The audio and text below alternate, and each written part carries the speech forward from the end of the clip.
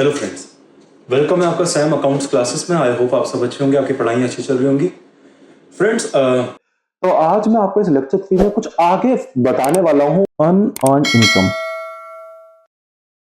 Unearned revenue ही बोल देते हैं, चलिए रेवेन्यू क्योंकि वाइडर टर्म है। देखो, अनअर्न्ड इनकम क्या होता है। अनअर्न्ड इनकम मैं पहले आपको समझाऊंगा, फिर इसकी एंट्री कहां होती है, फिर वो भी बताऊंगा। अनअर्न्ड इनकम एक ऐसी इनकम होती है, अनअर्न्ड इनकम रेवेन्यू एक ऐसा रेवेन्यू होता है जो आपने अर्न ही नहीं करा। अरे नाम से समझ जाओ ना, अनअर्न्ड मतलब अभी अर्न ही नहीं करा, मतलब अर्न नहीं करा, इसका मतलब ये चीज आपको एडवांस में दे गई। अच्छा, आप बोलोगे सर इसने हमको 5 लाख रुपए दे दिए एक बंदे ने अगले साल के एडवांस में, तो अर्न कर तो लिया, हाथ में 5 लाख रुपए आ तो गए। मैं कह रहा हूं ना, ये आप कैश बेसिस के पॉइंट ऑफ व्यू से देख लो। मैं आपको कह रहा हूं बेटा, एक्रूअल कंसेप्ट के बेसिस से देखो ना। एक्रूअल कंसेप्ट क्या कह रहा है, अकाउंटिंग पीरियड।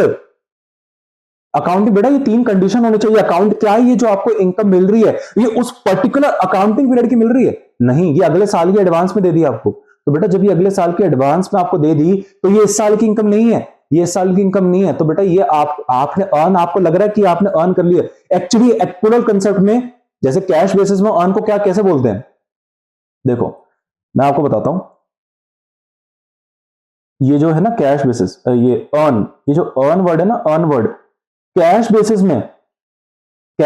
में इसको कैसे बोलते हैं, जब मिल गया, मिल गया, ठीक है। लेकिन एक्रूअल कंसेप्ट में पता है इसको कैसे बोलते हैं। एक्रूअल कंसेप्ट में मिलने ना मिलने से फर्क नहीं पड़ता, उस पर्टिकुलर अकाउंटिंग पीरियड की है, बस दोनों में ये फर्क है। तो दोनों में अर्न के अलग अलग मतलब है बेटा। बेटा दोनों के अर्न में जो अर्न वर्ड है ना, इसका मीनिंग क्या होता है, आपने अर्न कर लिया, लेकिन दोनों अकाउंटिंग सिस्टम में इसका अलग मतलब है। कैश में आप अर्न कब बोलोगे, जब आपको रियलिटी में मिल गया। वो तो एक्रूअल में भी मिल गया, लेकिन एक्रूअल में वो नहीं कहता नहीं मिल गया, नहीं मिल गया हम फॉलो नहीं करेंगे। वो कहता है उस पर्टिकुलर अकाउंटिंग पीरियड में अगर मिल गया, मतलब उस पर्टिकुलर अकाउंटिंग पीरियड के लिए वो रेलेवेंट है, तो ही हम उसको अर्न मानेंगे। लेकिन मुझे एक बात बताओ, अर्न एंड नाम से ही समझ जाओ, आपने अर्न ही नहीं करा, इसका मतलब वो उस पर्टिकुलर अकाउंटिंग पीरियड की ही नहीं है। तो जब उस पर्टिकुलर अकाउंटिंग पीरियड की ही नहीं है, तो बेटा आप उसको फिर नहीं दिखा सकते। तो फिर हम उसको कहां दिखाएं, और जब हम उसको दिखा ही नहीं सकते, फिर हम उसको कहां दिखाएं। देखो फिर हम पता उसको कहां दिखाएंगे, देखो उसकी एंट्री कहां होगी, 2 जगह होगी। पहली बात, उसको हम लाइबिलिटीज में दिखाएंगे, बैलेंस शीट में, ठीक है। या मैं इसको ऐसे दिखा देता हूं। आप बैलेंस शीट बनाओगे, आप बैलेंस शीट में लाइबिलिटी साइड में उसको दिखाओगे आप, अनअर्न्ड रेवेन्यू, ठीक है। अनअर्न्ड रेवेन्यू बैलेंस शीट में दिखाओगे, और दूसरी एंट्री बेटा, क्योंकि हम डबल एंट्री सिस्टम पढ़ रहे हैं, एक्रूअल कंसेप्ट है ना, डबल एंट्री है, तो बेटा दूसरी एंट्री भी कहीं ना कहीं होगी। कहां होगी, पीएनएल अकाउंट। पीएनएल अकाउंट में क्रेडिट साइड। अरे क्रेडिट साइड में सर माइनस क्यों कर रहे हो, क्रेडिट साइड में क्यों जोड़ रहे हो सर, क्रेडिट में तो अभी आपने बोला हम इसको इनकम ही नहीं मानेंगे। अरे इनकम मान नहीं रहा मैं, जो आपने ऑलरेडी इनकम होगी उसमें से माइनस कर देना। अरे आपने इनकम प्लस कर दी होगी ना, कि हमने, आपने ये सोचा होगा देखो हमारा इतना रेवेन्यू हो गया, लेकिन आपको बाद में पता चला अच्छा ये तो इतना इनकम तो हमने अर्न भी नहीं करा, तो आपने जबरदस्ती का जोड़ा हुआ था, बेटा उसको फिर माइनस करो ना उसमें से, क्योंकि वो इस साल की इनकम नहीं है, आपको सिर्फ वो इनकम दिखानी जो इस साल की हो, तो वो माइनस कर देना और दूसरी बैलेंस शीट में दिखा देना उसको, ठीक है, वही इनकम। लेकिन अब बैलेंस शीट में क्यों दिखाते हैं, अब लॉजिक इसका ये है, बैलेंस शीट में लाइबिलिटी साइड में भी, टू बी प्रिसाइज, इसलिए दिखाते हैं क्योंकि आपको अभी भी वो लाइबिलिटी प्रोवाइड करना, रेंडर करना बाकी है। देखो आपको वो जो इनकम एडवांस में मिल रही है पिछले अगले साल की, इस साल मिल गई आपको अगले साल की इनकम। सोचो एक कॉन्ट्रैक्ट था अगले साल का, वो आपको उसकी जो इनकम है, कॉन्ट्रैक्ट अमाउंट, वो आपको इसी साल उस बंदे ने एडवांस में आपको दे दिया। अब मुझे एक बात बताओ, क्या आपने उसे कॉन्ट्रैक्ट बनाने की सर्विस प्रोवाइड कर दी, जो भी कॉन्ट्रैक्ट में लिखा था आपने क्या वो सर्विस रेंडर कर दी। पैसा आपको एडवांस में मिल गया वो तो ठीक है, लेकिन आपने क्या सर्विसेज रेंडर कर दी, नहीं सर्विस तो रेंडर करी नहीं। तो क्योंकि आपने सर्विस रेंडर नहीं करी, वो आपको अभी भी करना बाकी है, क्योंकि उसने आपको पैसा एडवांस में दे दिया, तो बेटा अब उसके पास पूरा हक है, वो आपसे सर्विस ले सकता है, और आप बंद गए, आप बाउंड हो गए, अब उसको सर्विस प्रोवाइड करना आपकी लाइबिलिटी है, अब उसको सर्विस प्रोवाइड करना। तो इसलिए ये जो अनअर्न्ड रेवेन्यू है बेटा, आप उसको लाइबिलिटी में लिखते हो, क्योंकि आप लाइबिलिटी में इसलिए लिखते हो क्योंकि आप दिखाते हो कि मेरी लाइबिलिटी है उसको इस इतने अमाउंट की सर्विस प्रोवाइड करना, उसने मुझे पैसा दे दिया है, अब मेरी लाइबिलिटी है उसको प्रोवाइड करना। अब यहां से घड़ी स्टार्ट हो गई लाइबिलिटी आपकी, ठीक है। और पीएनएल अकाउंट में से इसलिए माइनस कर देते हो क्योंकि आपकी इस साल की इनकम नहीं है, तो जो आपने इनकम जोड़ी हुई थी, इसमें जुड़ा हुआ था, उसमें से ये माइनस कर दोगे ताकि इस साल की इनकम आ जाए, ठीक है। चलिए समझे आप, ठीक है। तो ये लायबिलिटी आप समझे, लायबिलिटी पे क्यों हम इसको लिखते हैं, क्योंकि आपकी अभी भी सर्विस आपको प्रोवाइड करना उसको बाकी है, आपको उसको सर्विस अभी भी रेंडर करनी है। दूसरी, अब हम दूसरी इनकम पे आ जाते हैं। पहली तो मैंने आपको बता दी, दूसरी है भैया एक्रूड इनकम। एक्रूड रेवेन्यू भी बोल लेते हैं बेटा। एक्रूड का, चलो एक्रूड बताओ, एक और नाम कभी कभी पेपर में वो मस्ती कर लेता है, पता है क्या, वो एक और नाम इसका कभी कभी बोल देता, वो है आउटस्टैंडिंग।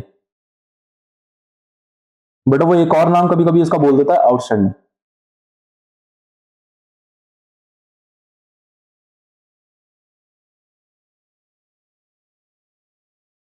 आउटस्टैंडिंग, ठीक है। इसकी इसकी क्या है वो इसका कैसा ट्रीटमेंट होगा, इसका भी ट्रीटमेंट बता देते हैं।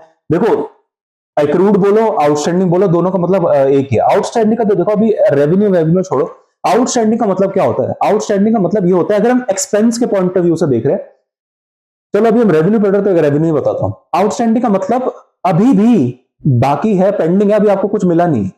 आउटस्टैंडिंग है ना बेटा, मतलब अभी भी आउटस्टैंडिंग है, मतलब अभी भी मिला नहीं है, आपको मिलना बाकी है। आपको एक रेवेन्यू आपने अर्न कर लिया है, यहाँ पे आउटस्टैंडिंग मतलब बेटा मिलना बाकी है, इसका मतलब आपने अर्न कर लिया है, आपने अर्न कर लिया है। मतलब एक्रूअल कंसेप्ट के हिसाब से मतलब आपने अर्न कर लिया, इसका मतलब ये इसी साल की इनकम है, इसी साल की इनकम है। एग्जांपल के तौर में आप कहीं एम्प्लॉय हो, है ना, आपको सैलरी मिलनी थी, लेकिन आपको इस महीने की सैलरी मिली नहीं अभी भी, लेकिन बेटा आपने उसको सर्विस प्रोवाइड कर दी अपनी, पूरे साल आपने उसके महीना पूरा महीना उसके साथ आपने काम करा, आपने अब एक महीने की सर्विस उसको प्रोवाइड कर दी, तो आपकी पूरी लाइबिलिटी है, सॉरी पूरी आपके पास हक है, उस बंदे की लाइबिलिटी है आपके एम्प्लॉयर की, कि वो आपको सैलरी देगा, क्योंकि आपने उसको सर्विस रेंडर कर दी, तो आपको पूरा हक है सैलरी लेने का, ठीक है। लेकिन सैलरी मिली नहीं, आपने अर्न कर ली है लेकिन मिली नहीं है, ठीक है, तो मिली नहीं है तो इसी को आउटस्टैंडिंग बोलते हैं या एक्रूड बोलते हैं। मतलब आपने अर्न कर लिया है लेकिन मिला नहीं है, ठीक है। अगर मैं इसकी डेफिनेशन बोलूं तो earn but not received, earned का मतलब क्या है, रिसीव्ड बट नॉट अर्न, ठीक है। तो ये होता है, तो इसका मतलब है एक्रूड आउटस्टैंडिंग का कि आपने अर्न कर ली है लेकिन अभी भी नहीं मिली है। अच्छा अब नहीं मिली तो देख लेते हैं, अब इसकी दो एंट्रीज है बैलेंस शीट में, पहले पहले बैलेंस शीट में इसका कैसा ट्रीटमेंट होगा, बैलेंस शीट में दिखाते हैं।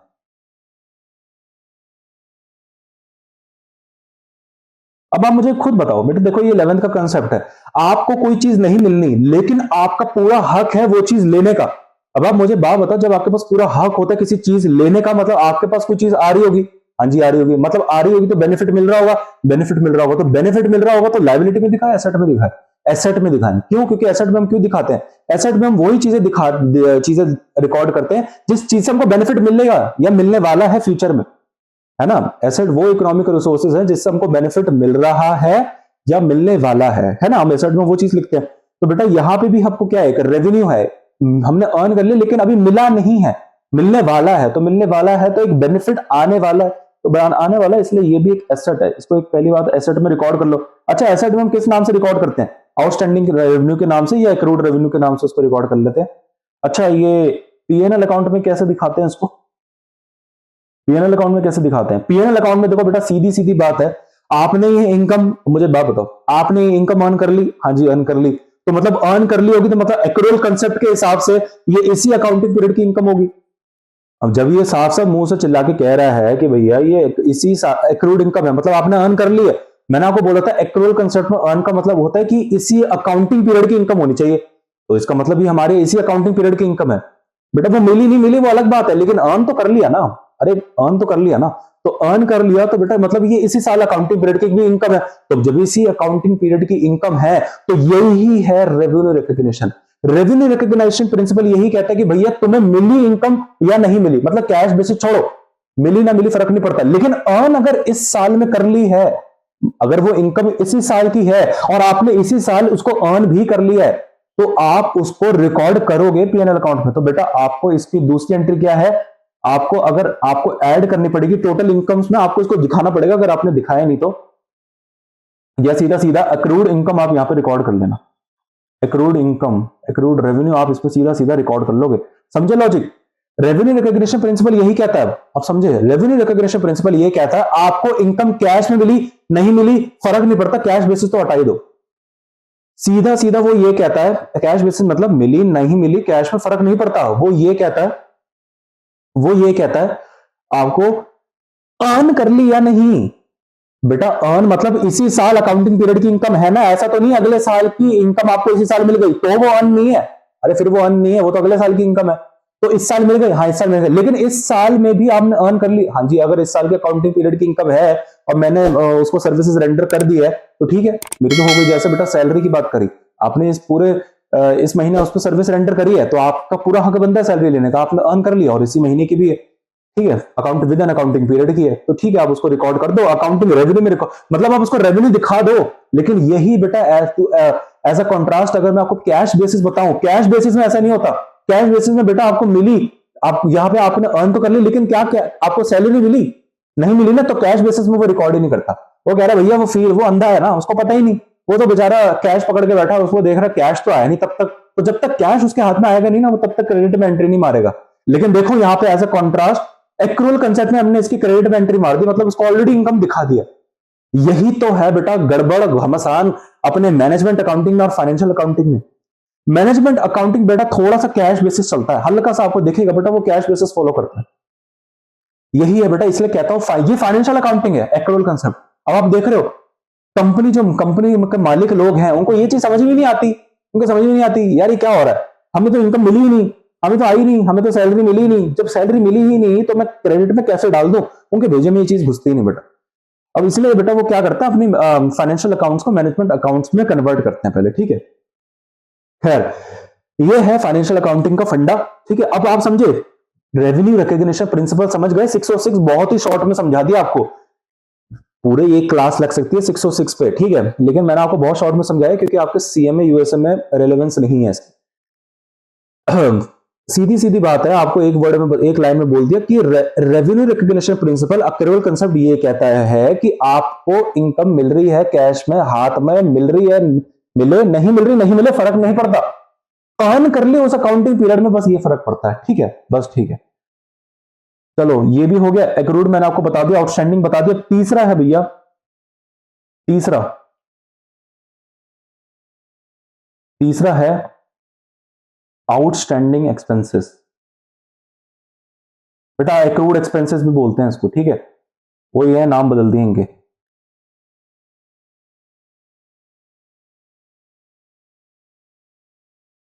आउटस्टैंडिंग एक्सपेंसेस एक्रूड एक्सपेंसेस, जल्दी से फिर बेटा इसकी भी बैलेंस शीट में ट्रीटमेंट देख लेते हैं क्या होती है। मैं आपको दोनों जगह दिखाऊंगा, अब आप बोलोगे सर कि आप दो दो जगह ट्रीटमेंट क्यों करते हो, अरे डबल एंट्री सिस्टम है ना, डबल एंट्री सिस्टम है। हम फाइनेंशियल अकाउंटिंग अभी ऊपर क्या बताया, ये देखो, ये क्या एक्रूअल कंसेप्ट है, सबसे पहला ही पॉइंट है डबल एंट्री। अरे 11वीं कक्षा से पढ़ के आ रहे हो कि डबल एंट्री हम सिस्टम फॉलो करते हैं, कैश बेसिस सिस्टम थोड़ी ना सिंगल एंट्री सिस्टम फॉलो कर रहे हैं, डबल एंट्री सिस्टम फॉलो करते हैं, ठीक है।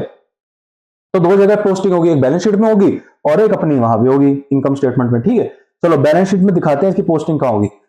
अभी आउटस्टैंडिंग का तो बेटा आपको मतलब समझ में आई है, वो मुझे समझाने की जरूरत नहीं। अब एक्सपेंसेस पॉइंट ऑफ व्यू से लेकिन आउटस्टैंडिंग का मतलब क्या है, एक्सपेंस पॉइंट ऑफ व्यू से इसका मतलब ये है कि ऐसा खर्चा, अच्छा एक्सपेंस मतलब खर्चा, ठीक है, एक्सपेंस मतलब खर्चा, भी एक्सपेंस रिकॉग्निशन भी पढ़ेंगे। एक्सपेंस मतलब बेटा एक खर्चा होता है, मतलब आपको खर्चा मतलब आपकी जेब से अगर चला गया, या कैश बेसिस में एक्सपेंस का मतलब होता है खर्चा चला गया, ठीक है, लेकिन एक्रूअल कंसेप्ट में मतलब उस अकाउंटिंग पीरियड का खर्चा होना चाहिए, ठीक है। अभी मैं समझाऊंगा आपको।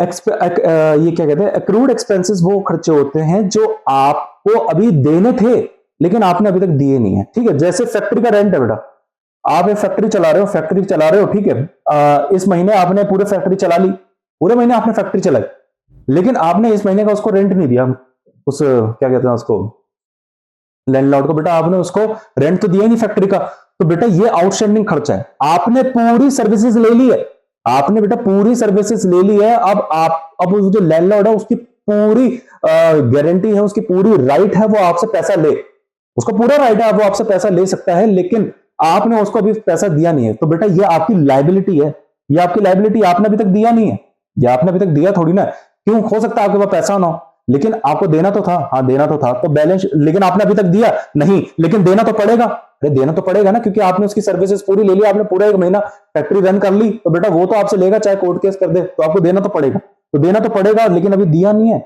इसलिए देना बाद अभी फ्यूचर में देना पड़ेगा, इसलिए लाइबिलिटीज में हम लिखेंगे आउटस्टैंडिंग एक्सपेंस, ये तो आप समझ गए। बाकी पीएनएल अकाउंट में, पीएनएल अकाउंट में क्या करते हैं बेटा, ऑब्वियसली एक्सपेंस हो तो डेबिट साइड में ही सारा खेल होगा, पीएनएल अकाउंट है तो डेबिट साइड में ही सारा खेल होगा। कैसे दिखाओगे? आउटस्टैंडिंग एक्सपेंसेस ऐड कर देंगे। सर क्यों? हमने तो अभी तक दिया ही नहीं। अरे हमने तो सर फैक्ट्री का रेंट अभी तक दिया ही नहीं, तो हमने डेबिट साइड पे क्यों डाल दिया? यही तो एक्सपेंस रिकग्निशन है। एक्सपेंस रिकग्निशन प्रिंसिपल ये कहता है कि भैया आपने, कह रहा हूं ना, कैश बेसिस फॉलो ही नहीं करता। आपने कैश दिया या नहीं दिया, ये खर्चा इसी अकाउंटिंग पीरियड का होना चाहिए। अगर ये खर्चा इसी अकाउंटिंग पीरियड का है तो आपने दिया या नहीं दिया फर्क नहीं पड़ता, आपको ये खर्चा डेबिट करना पड़ेगा, दिखाना पड़ेगा, मतलब ये इसी साल का खर्चा है। क्योंकि बेटा अकाउंटिंग पीरियड, एक्रूअल कंसेप्ट ये कहता है आप कभी ना कभी तो दे ही दोगे ना। अरे इसी अकाउंटिंग पीरियड के अंदर आप दे तो दोगे ना। जैसे सोचो फैक्ट्री का रेंट है, फैक्ट्री का रेंट है 10,000, नो डाउट आपने नहीं दिया, नो डाउट आपने नहीं दिया, तो अब मैं भी मानता हूं कि 10,000 हम पीएनएल में क्यों डाले भाई, हमने दिया तो है नहीं।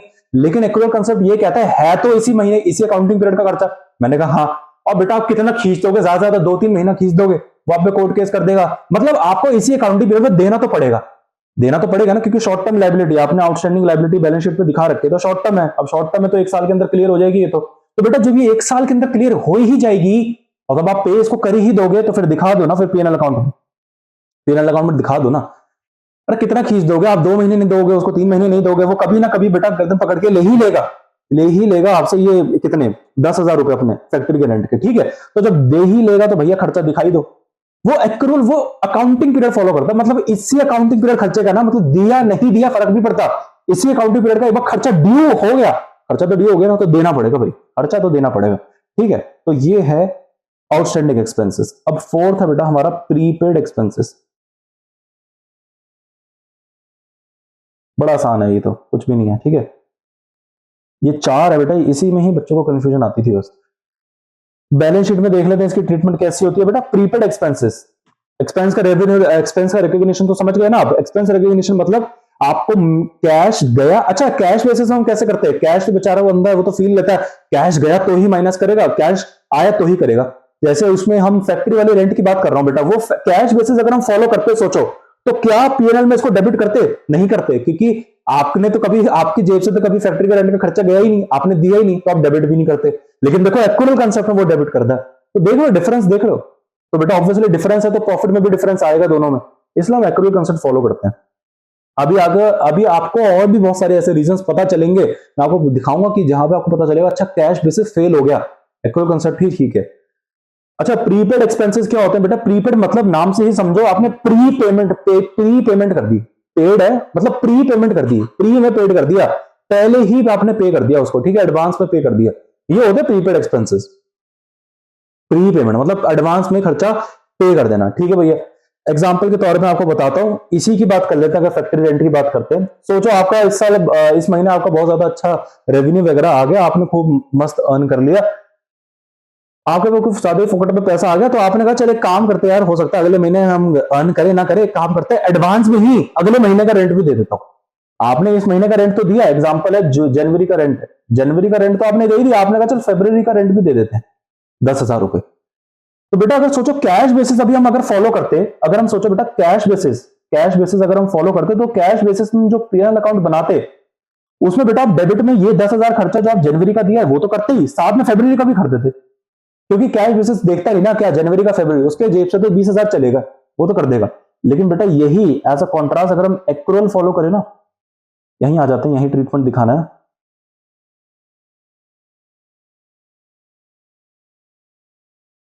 अगर हम यहां पे देखें बेटा, एक्रूअल कंसेप्ट ये कहता है, साफ साफ बात ये कर रहा है कि बेटा क्या ये उसी अकाउंटिंग पीरियड का या उसी पर्टिकुलर जब आपने एक्सपेंस, आपने क्या सर्विसेज ले ली।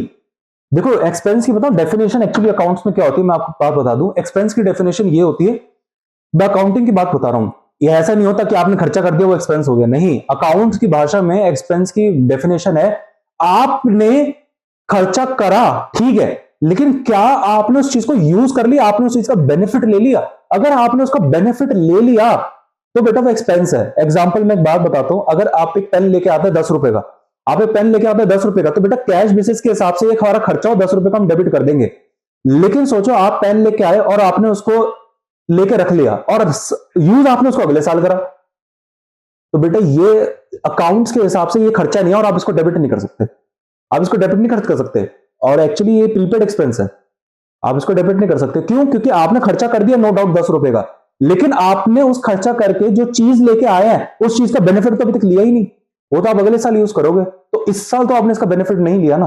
तो यही है एक्सपेंस रिकग्निशन। एक्सपेंस रिकग्निशन ये कहता है भैया कैश जाए या ना जाए फर्क नहीं पड़ता, इस साल जो आप एक्सपेंस वो ही रिकॉर्ड करोगे जब आप जो चीज खरीद के लाए हो, जो चीज खर्चा करके लाए हो, जो चीज खरीद के लाए हो, उसका बेनिफिट भी उसी टाइम मिल जाना चाहिए, तब ही उस टाइम का रिकॉर्ड करेंगे। अब यहां पे प्रीपेड का रेंट देख लो, आपने ये जो बेटा फरवरी का रेंट दिया है एडवांस में, नो डाउट आपने 10,000 रुपए का खर्चा कर दिया तो ठीक है डेबिट कर सकते थे, लेकिन क्या आपने अगले महीने की रेंट की सर्विसेज भी यूज कर ली, उसका बेनिफिट ले लिया? नहीं। आप तो अभी जनवरी में बैठे हुए, जनवरी की यूज कर रहे हो, उसका बेनिफिट ले रहे हो, फरवरी में तो अभी तक पहुंचे नहीं, उसका बेनिफिट क्या यूज कर लिया आपने? अभी तक उसका बेनिफिट यूज नहीं करा ना, लेकिन खर्चा हो गया। अरे फर्क नहीं पड़ता, मैं कह रहा हूं ना, खर्चा हो या ना हो फर्क नहीं पड़ता, क्या उस खर्चा करके वो जो बेनिफिट है वो यूज हो गया? नहीं बेटा, साफ साफ पता चल रहा है आप जनवरी में बैठे हो, फरवरी का तो अभी तक यूज ही नहीं हुआ, और जब यूज ही नहीं हुआ तो वो हमारा खर्चा नहीं है, मतलब इस महीने का हमारा खर्चा नहीं है। तो पीएनएल अकाउंट में अगर हम जनवरी वाला, अगर हम पीएनएल अकाउंट जनवरी वाला बना रहे हैं तो उसमें हम माइनस कर देंगे 20,000, अगर हम रिकॉर्ड अगर हमने कर दिया हो तो हम माइनस कर देंगे अपना ये 10,000, मतलब प्रीपेड का खर्चा फरवरी का। हमने 20,000 पे करे थे जनवरी और फरवरी दोनों के, लेकिन मैंने आपको पहले ही बोला आपने फरवरी का तो अभी रेंट की सर्विसेज यूज ही नहीं करी, उसका बेनिफिट यूज ही नहीं करा, तो यूज ही नहीं करा तो बेटा ये एक्सपेंस नहीं है, एक्सपेंस नहीं है तो फिर इसको तो आपने मतलब 10,000 गलत डेबिट कर रखा है, तो गलत डेबिट कर रखा तो कैसे माइनस, कैसे ठीक करेंगे? 10,000 उसमें से डेबिट कर दो। अच्छा, अब लेकिन हमने एडवांस में पे तो कर दिया, अब अगले महीने की सर्विस, लेकिन बेटा अब आपने जब उसको एडवांस में पे कर दिया तो बेटा आपका वो जो जो लैंडलॉर्ड है ना, वो अब आपके पास पूरा राइट है, वो आपको सर्विस प्रोवाइड करेगा। आपने उसको बेटा बाउंड कर दिया ना सर्विस लेने के लिए, आप ये बोलेगा देख भाई मैंने 10,000 रुपए तुझे पहले ही दे दिया एडवांस पे, अब मैं आराम से अगले महीने तेरी सर्विस यूज करूंगा, तू मुकर नहीं सकता, मुकर नहीं सकता। तो बेटा उसको आपको एडवाइस, आपको उसको आपको सर्विस प्रोवाइड करनी पड़ेगी, मतलब आपके पास फ्यूचर में ये बेनिफिट आने वाला है। अरे आपने ये खर्चा दे दिया रेंट का, तो रेंट की सर्विसेज आप यूज करोगे ना, रेंट का बेनिफिट आप यूज करोगे ना फ्यूचर में, इसलिए हम इसको बैलेंस शीट में एसेट साइड में प्रीपेड एक्सपेंसेस करके दिखाते हैं, समझे? क्योंकि अगले महीने का जो एडवांस रेंट आपने दे दिया, आप नो डाउट आपने उसकी सर्विस यूज नहीं करी, लेकिन आगे करने वाले हो ना, तो मतलब एक सहूलियत है ना आपके पास, आप टेंशन फ्री हो ना, तो एक बेनिफिट है आपके पास, इसलिए फ्यूचर में एक बेनिफिट है, इसलिए हम इसको एसेट साइड में रिकॉर्ड करते हैं और यहां से हम इसको माइनस कर देते हैं। तो ये चार कुछ खर्चे थे जो मुझे आपको मैंने बताने थे बेटा, ठीक है? आई होप आपको ये समझ में आए होंगे, ठीक है? ये बताने बहुत जरूरी थे। आज मेरा आपका ये जो कंसेप्ट था ये एक्यूरल कंसेप्ट था, मैचिंग प्रिंसिपल था 606, मुझे आपको बताना था रेवेन्यू रिकॉग्निशन प्रिंसिपल क्या होता है, एक्सपेंस रिकॉग्निशन प्रिंसिपल क्या होता है, एक्सपेंस की डेफिनेशन मैंने आपको बताई कि भाई आपको खर्चा आपने करा या ना करा हो, कैश से गया नहीं गया फर्क नहीं पड़ता, उसका बेनिफिट अगर आपको उसी टाइम खर्चा करके मिल जाता है, उसी टाइम खर्चा करके, जैसे बेटा आप गन्ने के जूस वाली दुकान में जाते हो, वहां पे पेमेंट करके आते हो, गन्ना का रस भी पी के आ जाते हो, जूस भी पी के आ जाते हो, तो बेटा वहां पे आपने खर्चा भी करा और उसका बेनिफिट ऑन स्पॉट ले लिया, तो उसको खर्चा हम डेबिट मानेंगे, वो है हमारा खर्चा एक्रूअल कंसेप्ट में, ठीक है? लेकिन खर्चा कर दिया लेकिन पिया नहीं, तो बेटा फिर उसका बेनिफिट तो हमने लिया नहीं, इसलिए वो खर्चा नहीं है, ठीक है? तो ये है एक्सपेंस की डेफिनेशन, ठीक है? तो ये मुझे आपको बतानी थी, ये बहुत ज्यादा जरूरी थी, क्योंकि आगे जो मैं अब आपको कंसेप्ट पढ़ाने वाला हूं ना, उसमें ये बेस बहुत काम आएगा, है ना? कि आप सोचोगे सर ये एंट्री यहाँ पे क्यों कर दी, ये तो ऐसे होनी चाहिए थी, इसलिए ये बेस मुझे बताना बहुत जरूरी था। तो एक बार आप क्या करना, जो भी आपके पास स्टडी मैटर, आप एक बार यहाँ तक की उसकी रीडिंग कर लीजिएगा, ठीक है? तो मिलते हैं आपसे नेक्स्ट क्लास में।